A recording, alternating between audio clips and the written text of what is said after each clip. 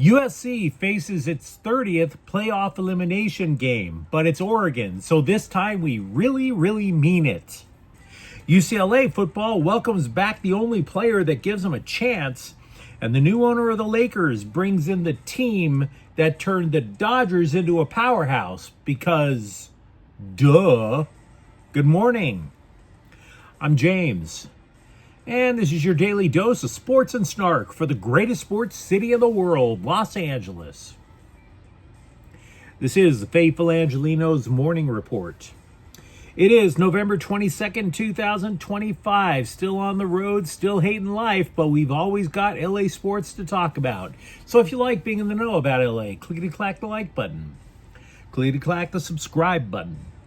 There's a notification bell. Hit that. It'll let you know when we drop an update. Sharing is caring. Let people know we exist. By all means, comment. Now, before we go through the news and notes, we have an expanded look at the scoreboard because of football season. Yesterday, 19th ranked UCLA basketball beat the daylights out of Presbyterian 86-46. Boston edged the Kings 2-1. Meanwhile, today, we got some previews. 15th ranked USC at 7th ranked Oregon at 12:30.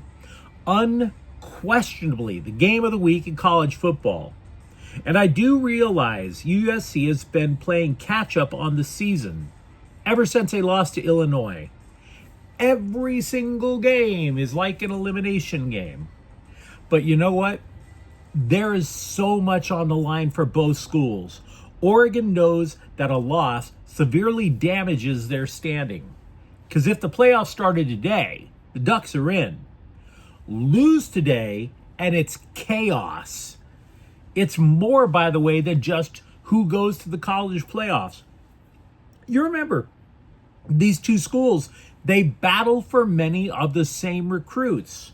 Oregon used to put up billboards across LA trying to impress high school football players before Pete Carroll took command of USC. Carroll left, the Ducks reclaimed SoCal. So, if you look at this game as a gambling degenerate, as opposed to an actual fan, you have been told that the Ducks are going to run away with this and hide. To be frank, I think Oregon's going to win. But to act as if this is going to be like a 2-3 score butt kicking, oh no. To be frank, I wouldn't even be surprised if the Trojans posted the upset. Here's why. The Ducks have a statistically great pass defense, but they were only tested once by an elite passing offense. And when that happened, Indiana just tore them apart in Oregon. USC can absolutely replicate that. I think Makai Lemon and Jacoby Lane are the best receiver tandem in the country. USC makes opposing safeties pick their poison. If the safety cheats to double Lemon in the slot, then all of a sudden Lane has single coverage to the outside, for example. Maybe they decide to double Lane. Fine. Then Lemon is wide open on post routes. If Oregon plays man, then they play back from Lane, and it's pitch and catch all the way down the field. So, again, if it's a shootout, USC is not going to be... They can score at any point in the game. Furthermore, some analytics nerd claimed Jaden Iamaleava has better metrics than Oregon quarterback Dante Moore. Now, to be honest, I'm not sure that's going to hold up in Autzen. One, Moore has clearly worked his game since he transferred out of UCLA. And the other thing that's more important is Iamaleava is unstoppable at the Coliseum and kind of sketch on the road. Even if Moore is unsteady, the Ducks have the top running game in a conference that is known for running the ball. It's not Iowa, it's not Michigan, it's Oregon. We also know that the Trojans' defensive front hasn't been particularly stout against the run. So you put it all into the hopper, and what I'm looking at is this. USC has a chance. It's not a great chance.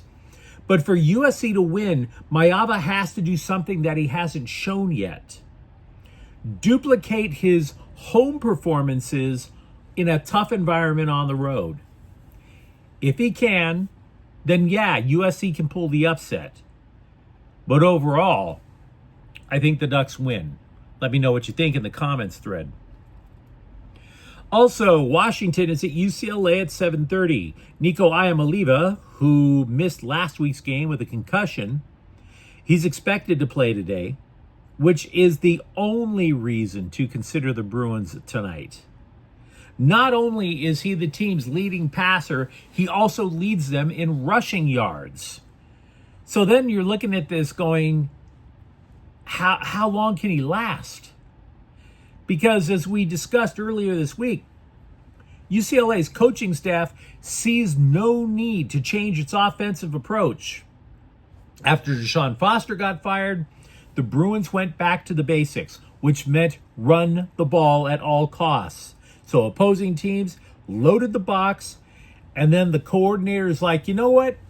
Hit that guy as hard as you can, the quarterback.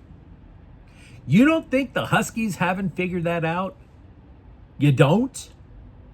And by the way, we do not know the injury status of two Bruins on the right side of the offensive line. 40% of UCLA's offensive line gone, possibly. I also think that Washington wants to establish the run, but what makes that more of a threat is they don't have to solely rely on dual threat quarterback Desmond Williams to get yards. They will let a running back take the ball. Now, it's also the potential final home game for UCLA at the Rose Bowl, but this program has bigger fish to fry. Iamaleava gives the Bruins a puncher's chance. Washington is not a sure thing. The Huskies face planted against an awful Wisconsin team. But they have more routes to win. So let me know what you think about that as well. Meanwhile, the Clippers are at Charlotte at 10 a.m. LAFC is at Vancouver at 6:30 in the MLS Western Conference semifinals. The Black and Gold have eliminated the Whitecaps in the playoffs in each of the prior two seasons. So, with that out of the way, what do you say we get to the news? Farhan Zaidi and Andrew Friedman, the two highfalutin Dodger executives, have taken on advisory roles with the Lakers. We now have 2 consecutive days of earth-shattering Lakers news. Earth-shattering, and yet we all expected it. Obvious story number 1 came 2 days ago. A bunch of front office people, many with the name Bus, were fired. Now that was predictable because Mark Walter paid $10 billion for the team. If you're going to cut a check like that, you want your people to run it your way. But then, of course, came the obvious follow-up question. Is this a brain drain with the Lakers? What's the grand plan? So you could see why Lakers PR would want to answer that question pronto. Because if you don't answer the question, who's doing what, then everybody is going to start to believe Jeannie Buss fired her own family in a temper tantrum. So we get obvious story number 2. Walter also owns the Dodgers. The Dodgers are the model franchise in professional sports. Maybe some of that would translate. So you have Zaidi, a former general manager with the Dodgers, former assistant GM with the A's, former president of the Scum Francisco Giants. He's the analytics guy. The Lakers, when it comes to analytics, for all we know, they're still passing around Post-it notes and saving things on a floppy disk from Radio Shack. Friedman, who obviously has bigger things on his mind with the Dodgers, he is the operations guy, the dude who is going to try to build the infrastructure with the Lakers. He's been working alongside current Lakers GM and presumed dead man walking Rob Pelinka.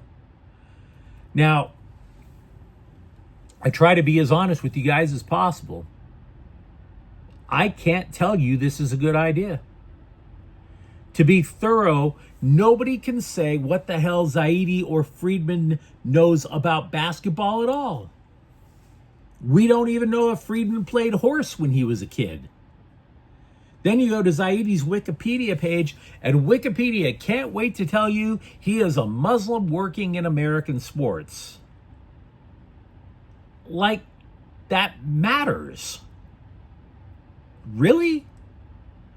All we want are wins, dude.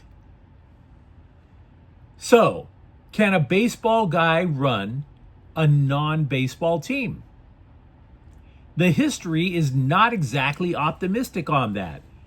Keep in mind, there's another former Dodger GM, Paul DePodesta, right? He left baseball to run the Cleveland Browns. You can figure out what the results were there.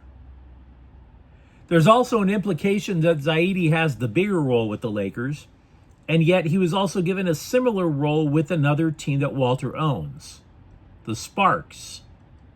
So, how's that going exactly? These developments, 100% expected. If I were to wager, the most likely scenario is that the new guys are in only temporarily to issue an action plan for Walter to execute, right? With a potential $50 million in cap space, the Lakers are set up for a franchise-defining offseason. Walter became the owner just 3 weeks ago. The Lakers have gutted most of their front office for a reason. It wasn't in a vacuum. So to take advantage of this, to formulate some grand plan for a new golden age of Laker basketball, time's a-wasting. And by the way, those same two guys are also trying to orchestrate a Dodger three-peat. Only so many hours in the day for that. The Athletic reported the Dodgers' non-tendered reliever Evan Phillips, which simultaneously makes sense and is cold-blooded at the same time. The dude underwent Tommy John surgery June 4th. That's a fine how do you do for the holidays. Here's your pink slip. No, you don't have to lift up your arm to get the pink slip. We get it. I'll just leave it here on the coffee table. Thanks for the memories. But it does make sense. He was eligible for arbitration. He would have earned millions in arbitration. And for what? There's an 18-month recovery window from Tommy John surgery. If he pitches at all next year, it's going to be super late. So, he is now a free agent. He could re-sign with the Dodgers, but he could also theoretically re-sign in a minor league contract. The Dodger 40-man roster right now has 3 open spots. It would have been 2 with just Phillips. The third, they also clipped a former elite prospect in pitcher Nick Frasso. He was on the 40-man. He never made it to the big leagues. His stock just fell off a cliff after he had shoulder labrum surgery. So we do have Dodger news to discuss.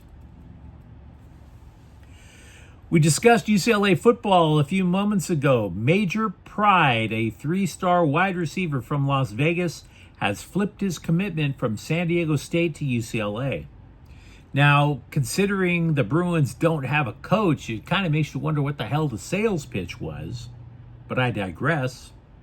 All I can tell you about the guy is he's 6'3", so maybe he is the type of guy that's supposed to win the jump ball over a shorter cornerback, right? The Bruins have 15 recruits in the class of 2026, which is allegedly ranked 58th in the nation. 3 of those recruits are receivers, which suggests that the passing game, which is non-existent for UCLA this year, is finally being addressed. Also, Sean McVay said Tutu Atwell should be available to return to the Rams bench not this weekend, but next.